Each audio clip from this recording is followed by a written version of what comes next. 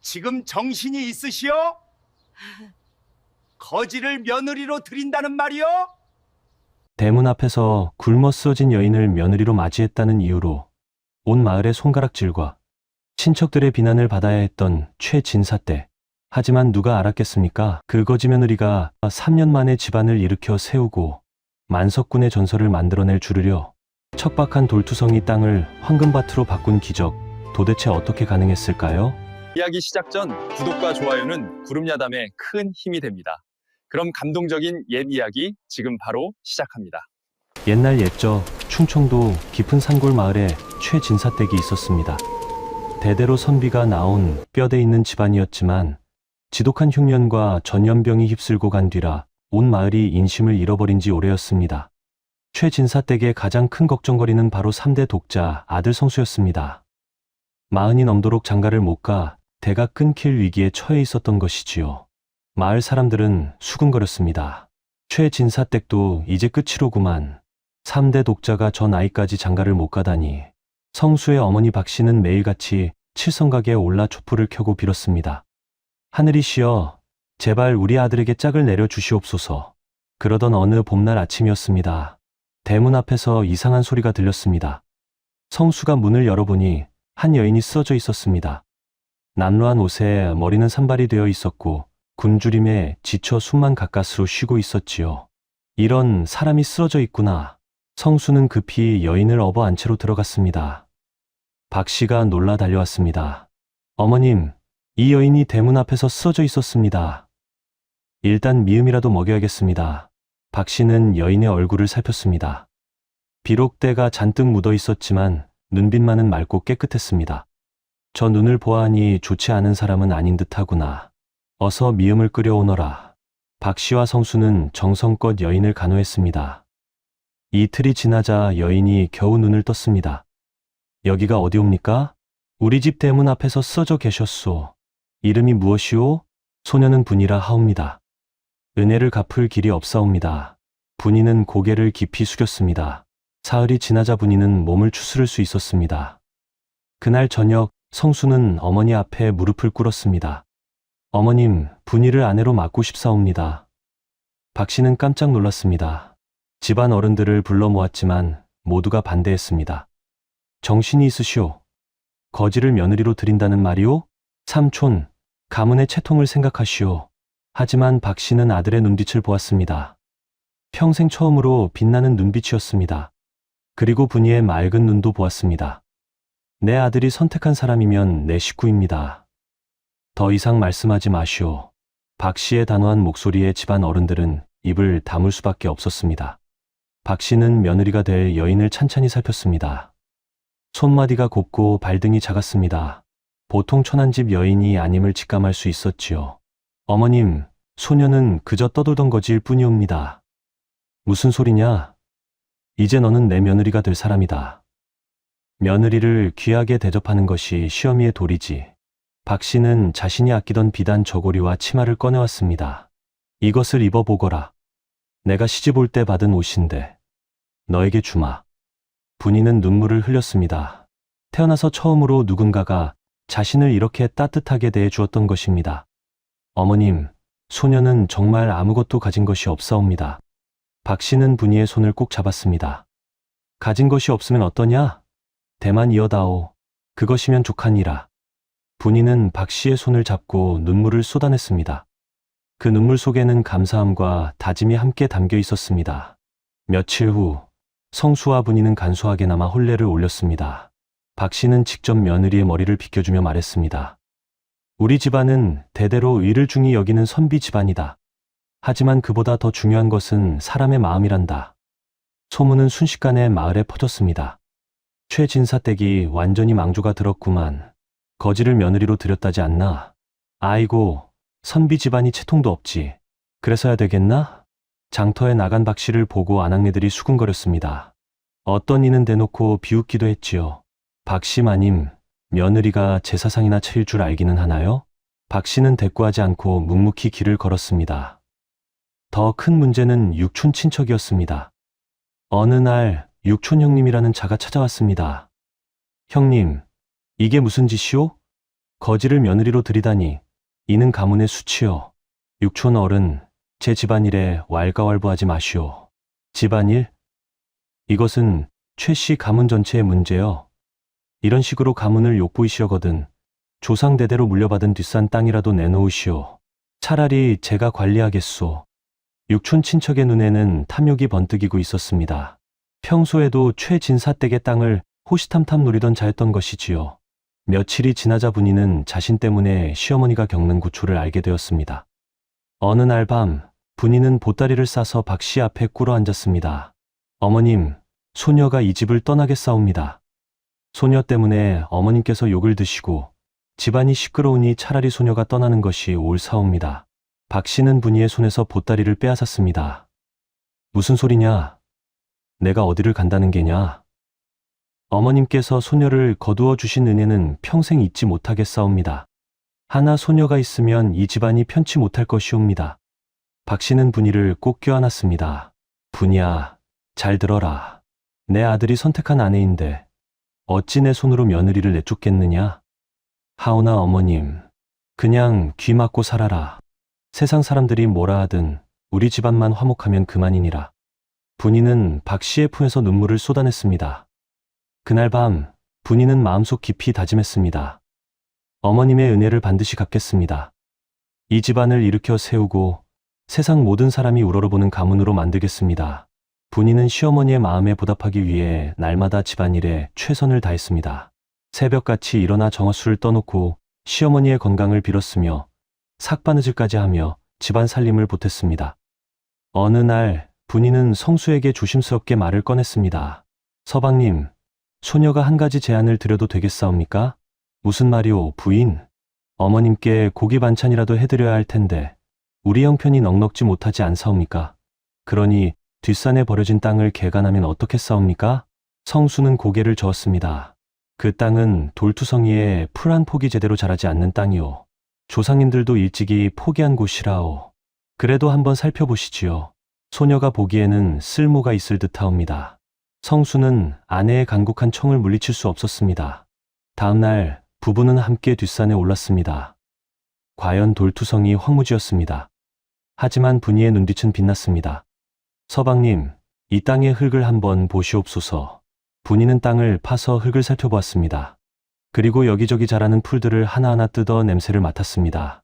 이 땅은 척박해 보이지만 특별한 약초를 키우기에는 더없이 좋은 땅이옵니다. 약초라니, 부인은 약초를 아시오? 분이는 잠시 망설이다가 입을 열었습니다. 소녀가 떠돌 때 상단에 머문 적이 있사옵니다. 그곳에서 약재를 다루는 법을 조금 배웠사옵니다. 이 땅에서는 귀한 약초인 황기와 당귀를 키울 수 있을 것이옵니다. 성수는 반신반의했지만 아내를 믿기로 했습니다. 좋소. 그럼 한번 해봅시다. 부부는 날마다 뒷산에 올라가 땅을 일구었습니다. 돌을 골라내고 거름을 주고 정성스레 씨앗을 뿌렸습니다. 박 씨도 며느리의 계획을 듣고는 적극 지지해 주었지요. 우리 며느리가 약초를 안다니 참으로 대견하구나. 하지만 이 소식이 육촌 친척의 귀에 들어갔습니다. 어느 날 육촌 친척이 일꾼들을 데리고 뒷산에 나타났습니다. 이게 무슨 짓이오? 거지년이 들어와서 멀쩡한 집안의 독자를 농사꾼으로 만들다니. 육촌 어른, 이것은 저희 집안의 땅이옵니다. 무슨 권리로 간섭하시는 것이옵니까? 권리? 내가 최 씨 집안의 어른이니 권리가 있지. 당장 이 짓을 그만두지 못할까? 육촌 친척은 일꾼들을 시켜 막사기 도단한 약초밭을 망가뜨리려 했습니다. 그때였습니다. 당장 멈추시오. 박 씨가 지팡이를 짚고 산에 올라왔습니다. 평소 온화하던 얼굴에 노기가 가득했습니다. 형님, 이게 뭐 하시는 짓이오? 내 며느리와 아들이 땀 흘려 일군 밭을 망가뜨리다니. 형님도 정신을 차리시오. 거지 며느리 말만 듣고 조상의 땅을 망치고 있지 않소. 내 며느리 욕하지 마라. 박 씨의 호통에 육촌 친척도 잠시 움찔했습니다. 내 며느리는 이 집안을 위해 밤낮으로 애를 쓰고 있소. 남이 뭐라 하든 나는 우리 며느리를 믿소. 당장 물러가시오. 육촌 친척은 쏘아보며 물러갔지만 그의 눈에는 더욱 깊은 악의가 서려 있었습니다. 박 씨의 보호 덕분에 약초밭은 무사했습니다. 석 달이 지나자 약초들이 파릇파릇 자라나기 시작했습니다. 분이가 말한 대로 황귀와 당귀가 무럭무럭 자라고 있었던 것이지요. 부인, 정말 대단하오. 이 척박한 땅에서 이렇게 귀한 약초가 자라다니. 성수는 감탄을 금치 못했습니다. 하지만 분이는 더 큰 비밀을 알고 있었습니다. 이 땅의 흙에는 특별한 성분이 있어서 여기서 자란 약초는 다른 곳의 것보다 몇 배나 약효가 뛰어났던 것입니다. 분이가 어떻게 이것을 알았을까요? 그녀는 원래 한양에서 손꼽히는 거상의 딸이었습니다. 어려서부터 아버지를 따라 전국 각지의 약재 산지를 다니며 좋은 약초를 구별하는 법을 익혔던 것이지요. 하지만 3년 전 아버지의 상단이 간악한 동업자의 모함으로 풍비박산이 났고 아버지는 억울한 누명을 쓰고 옥사했습니다.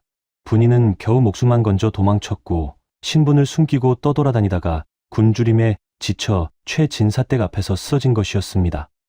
아버님, 소녀가 이제 다시 일어서겠사옵니다. 이곳에서 새로운 시작을 하겠사옵니다. 분이는 매일 약초밭을 돌보며 마음속으로 돌아가신 아버지께 말했습니다. 가을이 되자 첫 수확의 시기가 다가왔습니다. 분이는 정성스럽게 약초를 캐서 말렸습니다. 서방님, 이제 이것을 장터에 내다 팔아야 하옵니다. 하오나 보통 약재 상인에게 팔면 제값을 받지 못할 것이옵니다.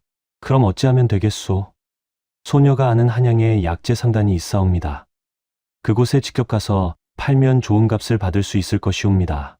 성수는 고개를 끄덕였습니다. 아내의 말에는 언제나 깊은 뜻이 있었으니까요. 약초를 걷어들이고 손질하는 일은 생각보다 고된 작업이었습니다. 분이의 하얀 손은 거칠어지고 손톱 밑에는 흙이 끼었으며 여기저기 상처가 생겼습니다. 어느 날 저녁 박 씨는 며느리의 손을 보고 깜짝 놀랐습니다. 이게 무슨 손이냐? 어디 보자. 박 씨는 분이의 손을 자신의 무릎에 올려놓고 찬찬히 살폈습니다. 손가락마다 굳은 살이 박이고 손등은 햇볕에 타 거칠어져 있었습니다. 어머님, 괜찮사옵니다.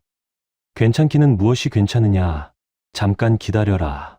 박 씨는 자신의 방으로 가서 귀한 동백기름을 가져왔습니다. 대대로 내려오던 귀한 기름이었지요. 이리 내밀어 보거라. 박 씨는 정성스럽게 며느리의 손에 기름을 발라주었습니다. 한 손가락 한 손가락, 마치 자신의 친딸을 돌보듯 세심하게 말이지요. 어머님, 이런 귀한 것을 소녀에게 쓰시면 안 되옵니다. 무슨 소리냐? 내 손이 귀하지, 이 기름이 귀하냐? 고생 많다, 분이야. 내가 들어와서 이 집이 사람 사는 집 같구나. 박 씨의 따뜻한 말에 분이의 눈시울이 뜨거워졌습니다. 어머님, 소녀는 어머님을 만나 정말 복을 받았사옵니다. 세상 어느 친어미가 며느리를 이토록 아껴주겠사옵니까? 무슨 소리냐? 너는 내 귀한 며느리인데 당연한 일이지. 그날 밤 박 씨와 분이는 손을 맞잡고 오랫동안 이야기를 나누었습니다. 분이야, 사실 내가 너를 처음 봤을 때부터 알았느니라. 무엇을 아셨사옵니까, 어머님? 내가 보통 사람이 아니라는 것을 말이다. 내 손을 보니 글씨를 쓴 흔적이 있고 말투도 예사롭지 않구나. 무슨 사연이 있었겠지? 분이는 잠시 망설이다가 입을 열었습니다. 어머님, 소녀는 말하지 않아도 된다. 다만 이것만 알아라. 내가 누구였든 어디서 왔든 이제 너는 우리 집 며느리다. 과거는 중요하지 않단다. 분이는 박 씨의 품에 안겨 한참을 울었습니다. 어머니를 일찍 여인 분이에게 박 씨는 진정한 어머니였던 것입니다. 그날 이후 두 사람의 정은 친모녀 이상으로 깊어졌습니다. 첫 수확이 끝나고 성수는 약초를 지게에 쥐고 한양으로 향했습니다. 분이가 알려준 약재 상단의 주인은 약초를 보고 크게 놀랐습니다. 이것이 어디서 난 약초요? 품질이 예사롭지 않소이다. 저희 집 뒷산에서 기른 것이옵니다. 이런 품질의 약초라면 보통 값의 3배를 드리겠소. 성수는 기쁜 마음으로 돈을 받아 돌아왔습니다. 한 번의 수확으로 1년 농사보다 많은 돈을 벌었던 것이지요. 하지만 이 소식이 육촌 친척의 귀에 들어가자 상황은 달라졌습니다. 뭐라? 거지 며느리가 약초로 큰 돈을 벌었다고? 육촌 친척의 눈에는 탐욕이 타올랐습니다. 그는 곧바로 관하로 달려갔습니다. 사또 날이 최진사 댁에서 금지된 작물을 몰래 키우고 있사옵니다. 금지된 작물이라니 제가 보기에 양귀비를 키우는 것 같사옵니다. 어찌 약초로 그런 큰 돈을 벌 수 있겠사옵니까? 사실무근이었지만 육촌 친척은 거짓 고변을 한 것이지요. 사또는 즉시 포졸들을 보냈습니다. 그날 밤 최 진사댁의 포졸들이 들이닥쳤습니다. 관가의 명령이다. 모두 나오너라. 박 씨와 성수 분이는 놀라 마당으로 나왔습니다. 이게 무슨 일이옵니까? 금지된 작물을 재배했다는 고변이 들어왔다. 집안을 수색하겠다. 포졸들은 집안 곳곳을 뒤지기 시작했습니다. 뒷산의 약초밭까지 샅샅이 뒤졌지요. 여기는 황기와 당기뿐이옵니다. 나리, 그럼 저 여자의 짐을 뒤져라. 포졸들은 분이의 방으로 들어갔습니다. 분이는 가슴이 철렁 내려앉았습니다.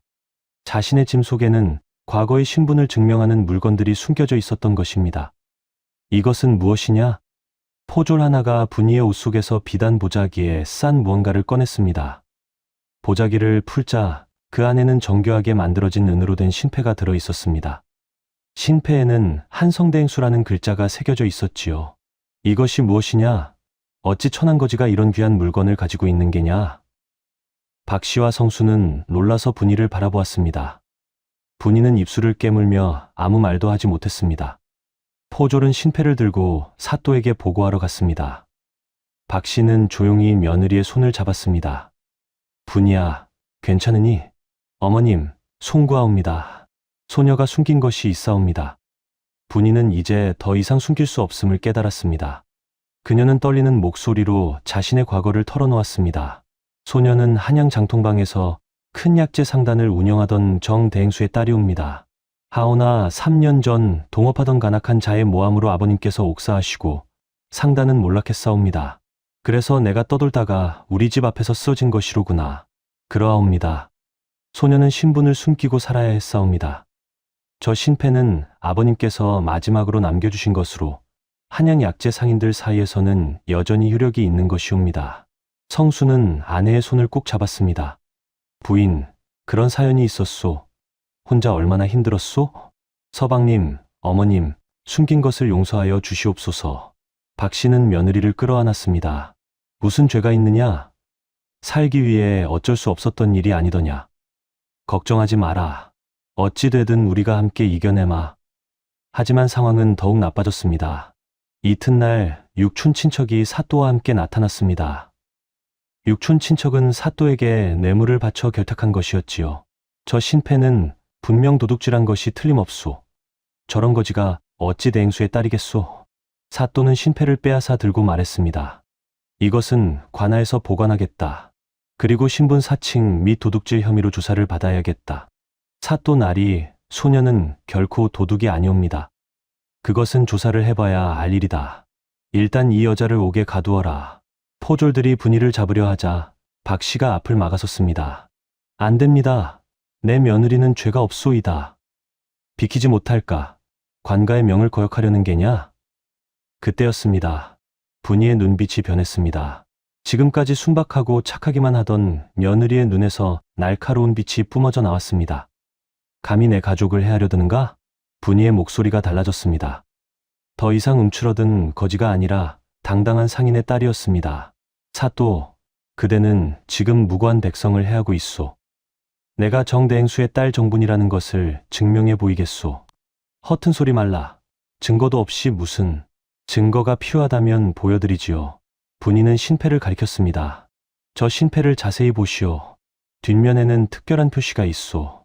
한성 6일 전의 도장과 우리 상간만의 암호가 새겨져 있지요. 그것은 한양의 약재 상인이라면 누구나 아는 것이. 사또는 신패를 자세히 살폈습니다. 과연 뒷면에는 복잡한 문양이 새겨져 있었습니다. 또한 저 신패의 무게와 은의 순도를 측정해 보시오. 일반인은 절대 만들 수 없는 것이옵니다. 분이의 당당한 태도에 사또도 잠시 주춤했습니다. 그렇다 하더라도 내가 정말 그 딸이라는 증거가 어디 있느냐? 한양의 약재 거리덕 흥상회 주인 김대감께 물어보시오. 그분은 우리 아버님과 친분이 두터우셨고 소녀를 잘 아실 것이옵니다. 또한 광통교의 조대행수, 남대문 박 사장도 소녀를 아실 것이옵니다. 분이는 한양의 유력한 상인들의 이름을 줄줄이 댔습니다. 이는 아무나 알 수 없는 정보였지요. 육촌 친척의 얼굴이 일그러졌습니다. 저것 봐라. 저 여자가 수상하지 않소. 필시 어디선가 훔쳐들은 정보를 늘어놓고 있소. 하지만 박 씨는 며느리를 자랑스럽게 바라보았습니다. 역시 우리 며느리는 보통 사람이 아니로구나. 분이는 한 걸음 앞으로 나섰습니다. 사또, 만약 소녀의 신분이 거짓으로 드러난다면 어떤 벌이든 받겠소. 하오나 만약 소녀의 말이 사실로 드러난다면 무고죄를 저지른 자는 어찌하시겠소? 사또는 당황했습니다. 만약 이 여인이 정말 정대행수의 딸이라면 한양의 유력 상인들과 연이 닿아 있다는 뜻이었습니다. 그렇다면 자신이 큰 화를 입을 수도 있었지요. 그것은 바로 그때 분이는 품속에서 또 다른 것을 꺼냈습니다. 그것은 작은 은장도였는데 손잡이에는 특별한 문양이 새겨져 있었습니다. 이것은 유기전 대표들만이 가질 수 있는 은장도입니다. 우리 아버님께서 유기전 약재 부문 대표로 계실 때 받으신 것이지요. 분이는 은장도를 높이 들어 올렸습니다. 이제 더 이상 숨기지 않겠소. 소녀는 정대행수의 외동딸 정분이가 맞소이다. 3년 전 동업자 윤가의 모함으로 아버님이 억울하게 돌아가셨고 소녀는 목숨을 부지하기 위해 도망쳐야 했소. 분이의 눈에는 눈물이 고였지만 목소리는 단호했습니다. 하오나 이제 소녀에게는 지켜야 할 가족이 생겼소.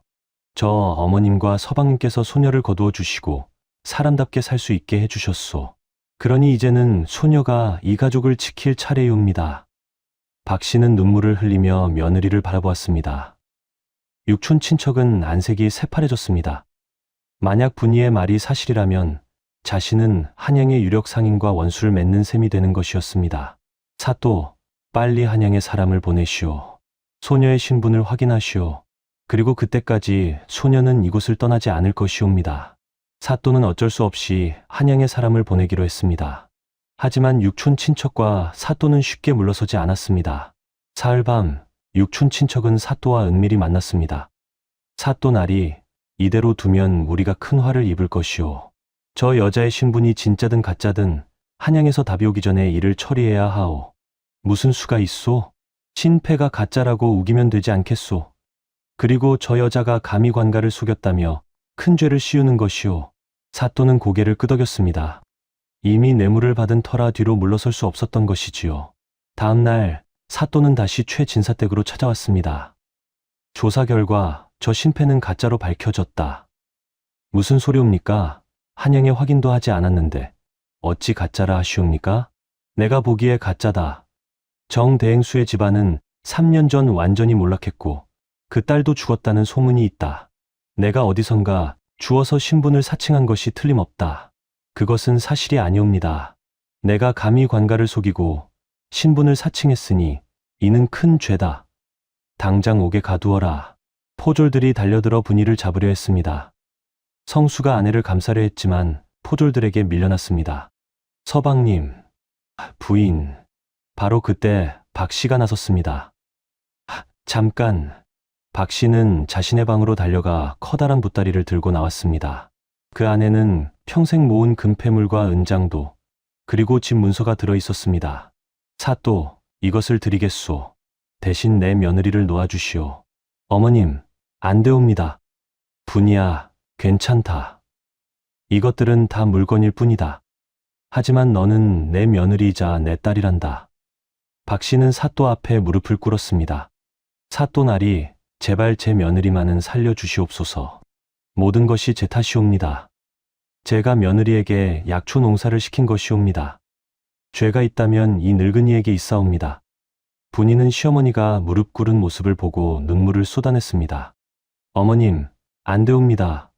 소녀가 옥에 갈지언정 어머님께서 무릎을 꿇으시면 안 되옵니다. 바로 그 순간이었습니다. 대문 밖에서 말발굽 소리가 들렸습니다. 한양 덕흥상에 김대감께서 도착하셨다. 문이 활짝 열리고 이풍당당한 차림의 노인이 들어왔습니다. 그 뒤로는 10여 명의 수행원들이 따라왔지요. 누가 감히 정대행수의 딸을 욕보이는가? 김대감의 우렁찬 목소리가 마당에 울려 퍼졌습니다.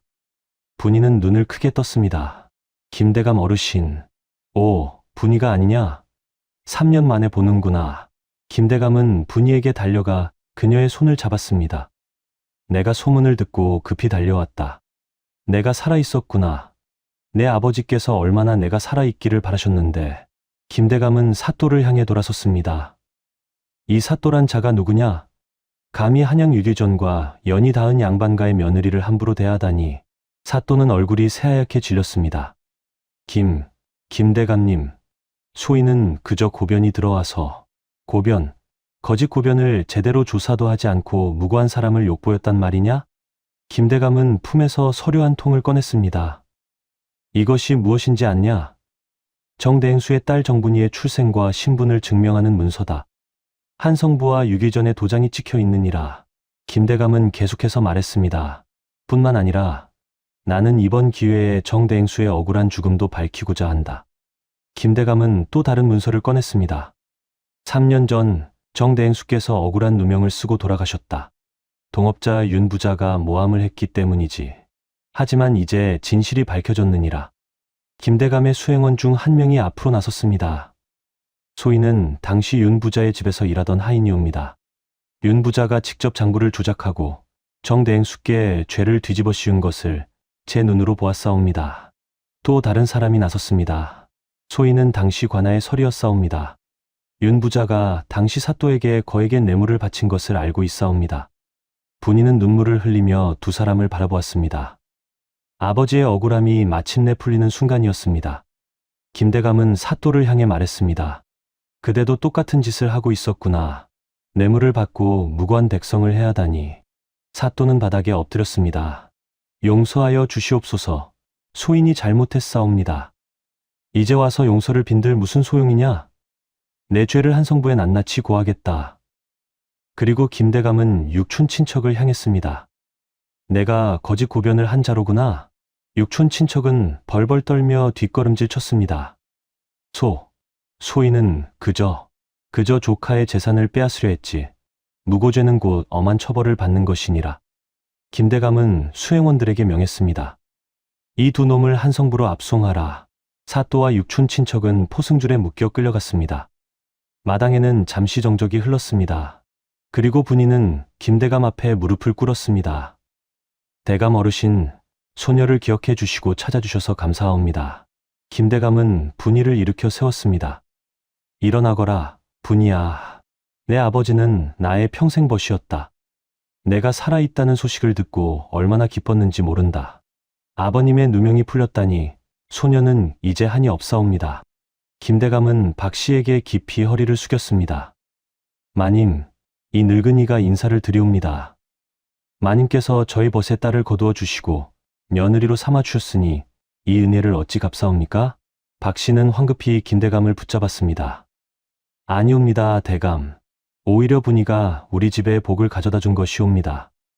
분이는 우리 집의 귀한 며느리이자 내 딸이옵니다. 김대감은 감동하여 고개를 끄덕였습니다. 역시 덕이 높으신 어른이시로구나. 분이가 좋은 집안을 만났구나. 김대감은 분이에게 말했습니다. 분이야, 내 아버지의 상단은 비록 한때 어려움을 겪었지만 이제 다시 일으켜 세울 수 있다. 내가 도와주마. 한양으로 돌아와 상단을 이어받지 않겠느냐? 하지만 분이는 고개를 저었습니다. 대감 어르신께 감사드리옵니다. 하오나 소녀는 이곳에 남겠사옵니다. 이곳이 소녀의 집이고 저분들이 소녀의 가족이옵니다. 분이는 박 씨와 성수를 바라보며 말했습니다. 소녀가 어려울 때 저분들께서 받아주셨고 세상이 손가락질할 때도 지켜주셨사옵니다. 이제 소녀가 이 가족을 위해 살아가고자 하옵니다. 박 씨는 며느리를 꼭 껴안았습니다. 고맙다, 분이야. 김대감은 흐뭇하게 웃었습니다. 그렇다면 내가 다른 방법으로 도와주마. 내가 여기서 약초 농사를 짓는다고 들었다. 내가 한양의 모든 약재 상단과 연결해 주마. 최고의 값으로 사주도록 하겠다. 감사합니다, 대감 어르신. 그리고 내 아버지의 상단 중 일부는 내 몫으로 남겨두마. 언제든 필요하면 쓰도록 하여라. 김대감은 며칠을 머물며 분이 가족을 도왔습니다. 그리고 한양으로 돌아가기 전 박 씨에게 말했습니다. 마님, 분이를 잘 부탁드리옵니다. 저 아이가 진정한 가족을 만난 것 같아 이 늙은이도 마음이 놓이옵니다. 김대감이 돌아간 후 최진사댁에는 평화가 찾아왔습니다. 하지만 분이에게는 아직 해야 할 일이 남아 있었습니다. 어느 날 저녁 분이는 박 씨와 성수 앞에 무릎을 꿇었습니다. 어머님, 서방님, 소녀가 용서를 빌어야 할 것이 있사옵니다. 무슨 말이냐, 분이야? 소녀가 신분을 속인 것이옵니다. 거지가 아니라 상인의 딸이었음에도 그것을 숨기고 이 집에 들어온 것이옵니다. 분이의 눈에는 눈물이 가득했습니다. 처음에는 목숨이 두려워 숨긴 것이었지만 점차 이 집안에 정이 들면서도 차마 말씀드리지 못했사옵니다. 혹여 어머님과 서방님께서 소녀를 다르게 보실까 두려웠던 것이옵니다. 박 씨는 며느리를 일으켜 세웠습니다. 어리석은 아이로구나. 거지든 상인의 딸이든 그것이 무슨 상관이냐? 박 씨는 분이의 손을 꼭 잡았습니다. 분이야, 내가 너를 받아들인 것은 내 신분 때문이 아니었다. 내 눈빛이 맑고 선했기 때문이었지. 그리고 우리 아들이 너를 진심으로 아꼈기 때문이었단다. 어머님, 내가 누구였든 어디서 왔든 너는 우리 집의 귀한 며느리다. 그리고 이제는 내 딸이기도 하지. 성수도 아내의 손을 잡았습니다. 부인, 나도 똑같은 생각이오. 당신이 상인의 딸이든 양반가 딸이든 내게는 소중한 아내여. 분이는 두 사람의 품에 안겨 한참을 울었습니다. 그날 밤 세 사람은 오랫동안 이야기를 나누었습니다. 분이는 어린 시절 아버지와 함께 전국을 다니며 약재를 배우던 이야기, 상단이 몰락하고 도망쳐야 했던 이야기, 그리고 이 집 대문 앞에서 쓰러지기 전까지의 이야기를 모두 털어놓았습니다. 박 씨는 며느리의 이야기를 들으며 여러 번 눈물을 닦았습니다. 그 어린 나이에 얼마나 무서웠겠느냐. 혼자서 다 견뎌내었구나. 어머님께서 받아주시지 않았다면 소녀는 길거리에서 죽었을 것이옵니다. 어머님께서 소녀에게 새로운 삶을 주셨사옵니다. 박 씨는 며느리의 머리를 쓰다듬었습니다. 이제 다 지난 일이다. 앞으로는 행복하게 살자꾸나. 그리고 박 씨는 웃으며 말했습니다. 그나저나 우리 며느리가 약재를 그렇게 잘 아는 줄 몰랐구나. 뒷산의 땅을 보고 약초를 키울 생각을 하다니 참으로 기특하더라. 그것은 아버님께서 가르쳐 주신 것이옵니다. 아버님께서는 항상 말씀하셨사옵니다. 좋은 약초는 척박한 땅에서 자란다고 말이지요. 훌륭하신 아버님이셨구나. 그러하옵니다. 그래서 소녀는 아버님의 가르침을 이곳에서 이어가고 싶사옵니다. 그리고 어머님과 서방님께 보답하고 싶사옵니다. 성수가 물었습니다. 부인, 그럼 처음부터 뒷산 땅의 가치를 알고 있었단 말이오? 분이는 부끄럽게 웃었습니다. 그러하옵니다. 소녀가 처음 이 마을에 왔을 때 뒷산을 보고 깜짝 놀랐사옵니다. 저런 귀한 땅이 버려져 있다니 하고 말이지요. 허허, 그랬구나. 하오나 그것만으로는 부족하옵니다. 앞으로 소녀가 더 열심히 일하여 이 집안을 일으켜 세우겠사옵니다. 박 씨는 흐뭇하게 며느리를 바라보았습니다. 우리 며느리 참으로 기특하구나. 한편 한양으로 압송된 사또와 육촌 친척은 엄한 처벌을 받았습니다. 김대감의 고발로 한성부에서는 철저한 조사가 이루어졌습니다.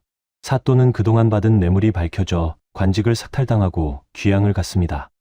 육촌 친척은 무고죄로 곤장을 맞고 재산을 몰수당했지요. 마을 사람들은 그제야 최진사댁을 다시 보기 시작했습니다. 아니, 최진사댁 며느리가 한양의 큰 상간 딸이었다니. 그러게 말이야. 우리가 함부로 봤구만. 박씨마님은 참으로 복이 많으신 분이야. 며느리를 잘 얻으셨어. 마을 사람들은 하나둘씩 최진사댁에 찾아와 사과했습니다. 마님, 그동안 무례하게 굴어서 송구하옵니다. 박 씨는 너그럽게 웃으며 말했습니다. 괜찮습니다. 다 지난 일이지요.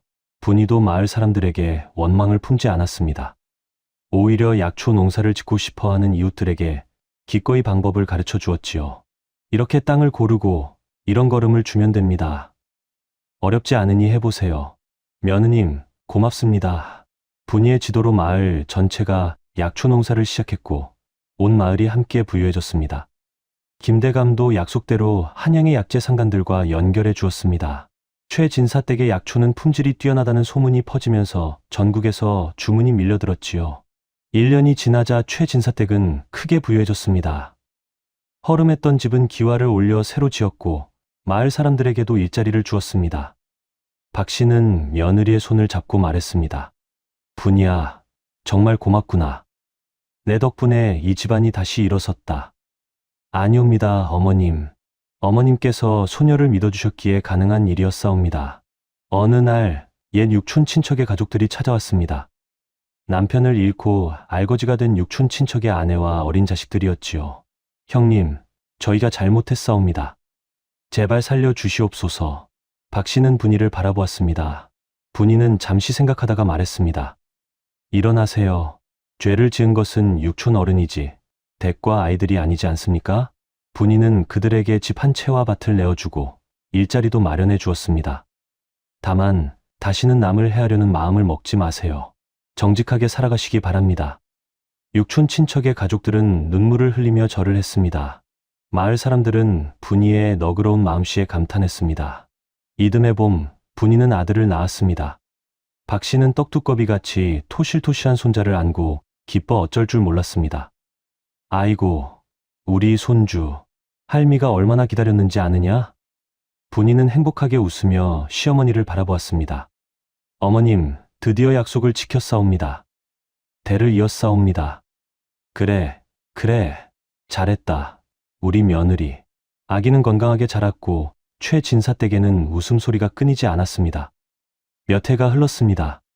최진사댁의 약초 사업은 더욱 번창하여 만석군이 되었습니다. 분이는 아버지의 뜻을 이어받아 정직하게 장사를 했고 가난한 이웃들을 도왔습니다.